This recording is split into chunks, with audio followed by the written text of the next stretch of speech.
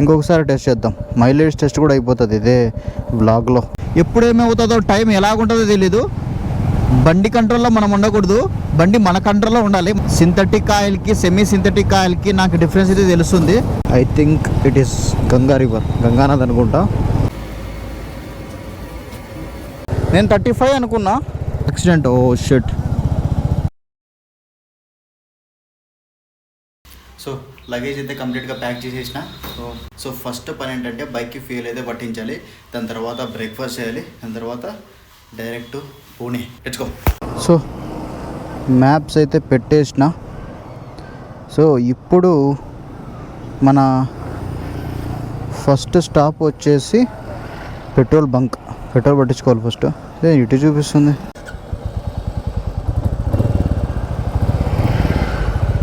Okay, జై శ్రీరామ్. వచ్చేసి ఎగ్జాక్ట్గా 10:30 అయితే అవుతుంది. సో మనం రీచ్ అయ్యే లోపలికి ఇక్కడ నుంచి డిస్టెన్స్ 275 కిలోమీటర్స్ అయితే ఉందన్నమాట. సో రీచ్ అయ్యే లోపలికి 270 అంటే ఒక 5 hours పడుతూ ఉండొచ్చు నాకు తెలిసి. 6 hours అయితే పట్టదులే, బ్రేక్స్ అన్నీ ఇంక్లూడ్ చేసుకొని ఒక 5.5 hours పట్టొచ్చేమో. అండ్ క్లాసిక్ 350 మాత్రం హైవేలో రైడ్ చేస్తే 35, ఎగ్జాక్ట్గా 35 ఇస్తుంది. అండ్ సిటీలో అయితే 30, నాట్ మోర్ దెన్ 30 ఇస్తుంది, ఖచ్చితంగా 30 ఇస్తుంది. సో పర్లేదు, ఈ మాత్రం ఎక్స్పెక్టేషన్స్ ఉంటే బాగుంటుంది.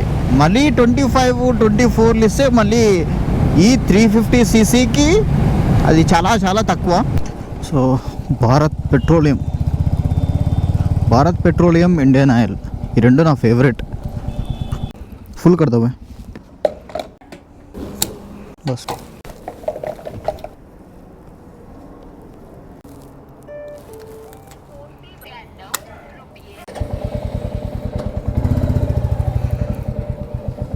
So 997 rupees.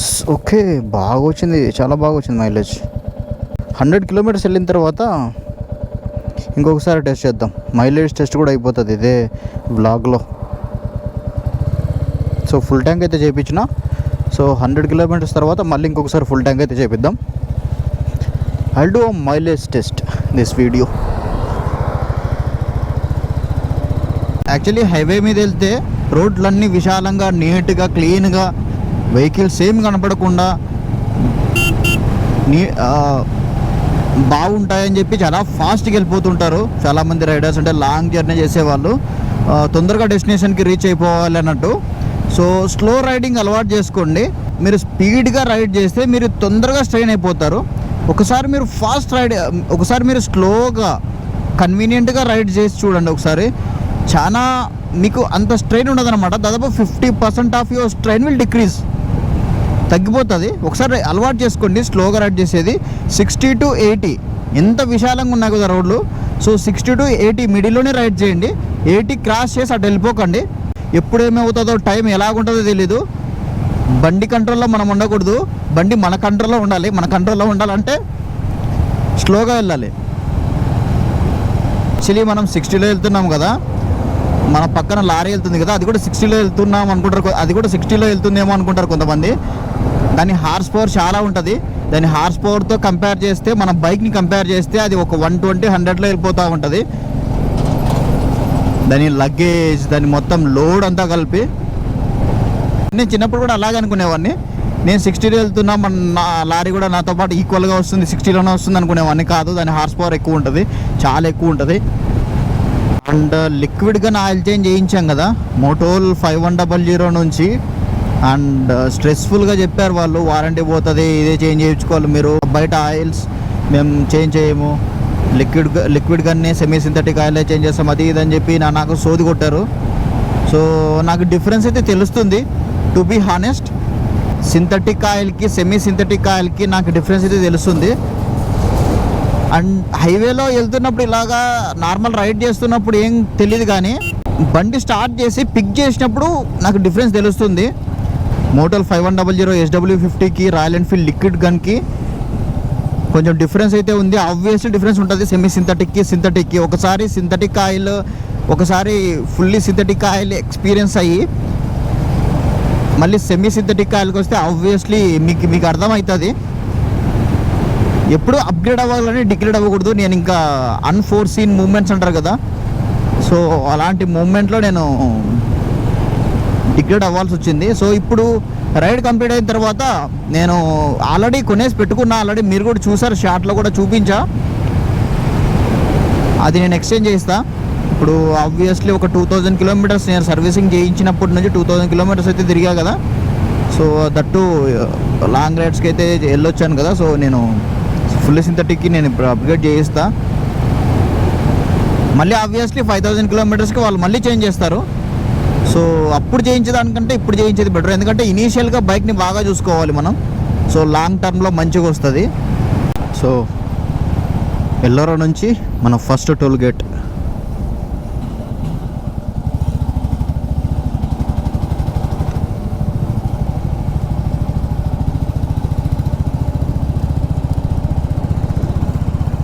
టోల్ గేట్ పేరేం రాయలేదు, just toll gate. So breakfast అయితే చేద్దాం. మళ్ళీ పోతా ఉంటే ఇంకా పోతానే ఉంటాం. అప్పం ఎక్కడ? So let's have some breakfast and come. Bag ఉండని ఏం పర్లేదు.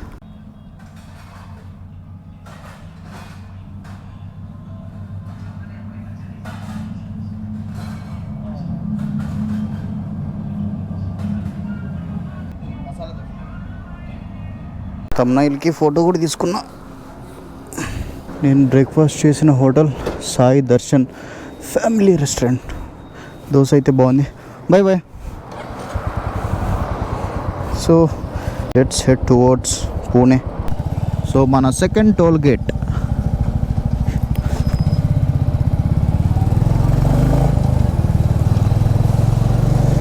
We crossed our second toll gate. ఇంకా పూణే 232, ఎగ్జాక్ట్లీ పూణే 215 కిలోమీటర్స్ ఉంది. సో మన లొకేషన్, మన పీజీ వచ్చేసి 232 కిలోమీటర్స్ ఉంది ఇక్కడ నుంచి. అండ్ 93 కిలోమీటర్స్ ఇదే హైవేలోనే ట్రావెల్ చేయబోతున్నాం మనం. So it's a very good news for us. ఎందుకంటే నిన్న దోలు తీరిపోయింది ఆ రోడ్లో చిన్న మిస్టేక్ వల్ల. సో ఈరోజు ఏ మిస్టేక్ లేకుండా క్లియర్ కొంచెం ఒక 6 కిలోమీటర్స్ ఎక్కువే యాక్చువల్లీ. ఇంకో షార్ట్ కట్ ఉంది బైక్స్లో వెళ్ళడానికి, కానీ నేను అది సెలెక్ట్ చేసుకోవాలా, బంచికి అయిపోతామేమో అన్నట్టు. సో నిన్నటికంటే కొంచెం ఇంకా దాదాపు 100 కిలోమీటర్స్ ఎక్కువ ఈరోజు. నిన్న 175 కిలోమీటర్స్కే నేను ఎగ్జాస్ట్ అయిపోయినా. సో ఈరోజు దాదాపు 275 కిలోమీటర్స్. ఎక్కువ లాంగ్ రైడ్ ఏం కాదు, మీడియం లాంగ్ రైడ్ అనుకోండి. సో ఇలాంటి హైవేస్ ఉంటే ఈవెన్ 500-600 కిలోమీటర్స్ కూడా సేఫ్గా సాఫీగా వెళ్ళిపోతూ ఉండొచ్చు, పెద్ద ప్రాబ్లం ఏమి ఉండదు. ఇంకా కొంచెం నార్మల్ సర్వీస్ రోడ్లలో లేకపోతే చిన్న చిన్న పల్లెలు ఉంటాయి కదా, ఆ పల్లెల రోడ్లలో ట్రావెల్ చేయాలంటేనే కొంచెం ఇబ్బందిగా ఉంటుంది, చాలా ఇబ్బందిగా ఉంటుంది. ఐ థింక్ ఇట్ ఈస్ గంగానది అనుకుంటా. ఇక్కడ నుంచి నాసిక్ నుంచి స్టార్ట్ అవుతుంది గంగానది. నాసిక్ జన్మస్థలం కదా గంగా రివర్కి.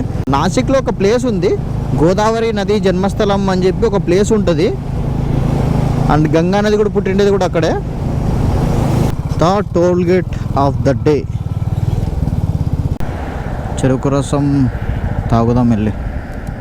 విల్ హ్యావ్ సమ్ చెరుకు రసం అండ్ విల్ గో.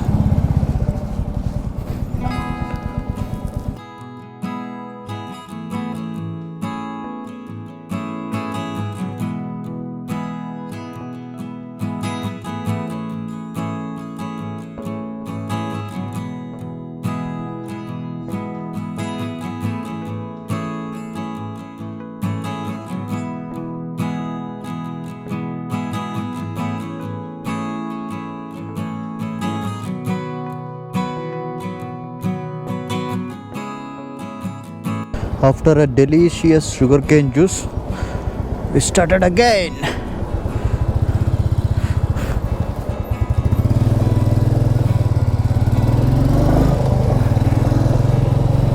ఆ 11 కిలోమీటర్స్కి మళ్ళీ ఫుల్ ట్యాంక్ చేయించాలి. కరెక్ట్గా 11 కిలోమీటర్స్కి ఉంటాయో ఉండవో తెలియదు, కానీ 95 తర్వాత ఏవి కనపడినా వాటితో ఫుల్ ట్యాంక్ చేయించేస్తా. మళ్ళీ ఒకసారి చూద్దాం ఎంత పెట్రోల్ వస్తుందో తెలియాలి కదా. 5 కిలోమీటర్స్ అయితే అయింది. ఇంకా నెక్స్ట్ పెట్రోల్ బంకులు ఎంత దూరంలో వస్తాయో తెలియదు. సో అందుకన్నట్లు ఈ బంక్లోకి వెళ్ళిపోదాం. బంక్లోకి వెళ్ళి చూద్దాం. సో యాక్చువల్లీ 100 అనుకున్నా, బట్ మళ్ళీ ఓవర్ అయిపోతే మళ్ళీ ఇదైపోతుంది. टैंक फुल दो,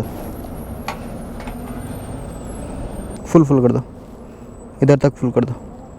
बस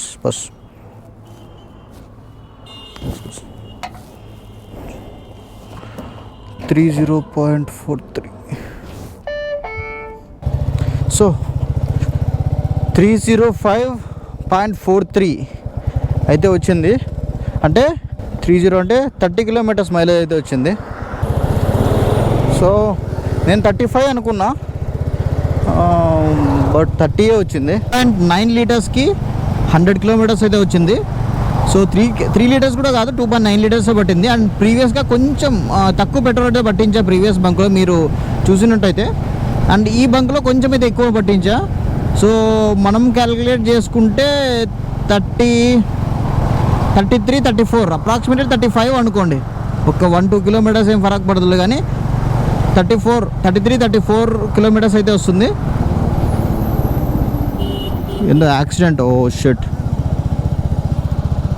యాక్సిడెంట్ అయినట్టుంది అక్కడ. సో మనం వచ్చేటప్పుడు ఇట్లే వచ్చినాం, ఇదే ఫ్లైఓవర్ మీద వచ్చినాం. నాసిక్ ఇట్లా స్ట్రైట్కి వెళ్తే నాసిక్ వస్తుంది. ఇట్లా స్ట్రైట్కి పూణే, నాసిక్ షిరిడీకి వెళ్ళాలంటే ఇట్లా వెళ్ళాలి.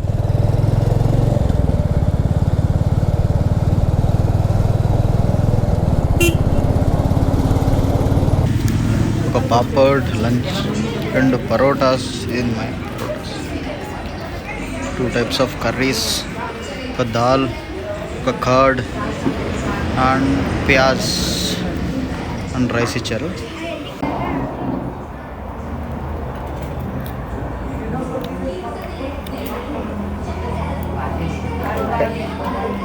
So 4th toll gate of the day.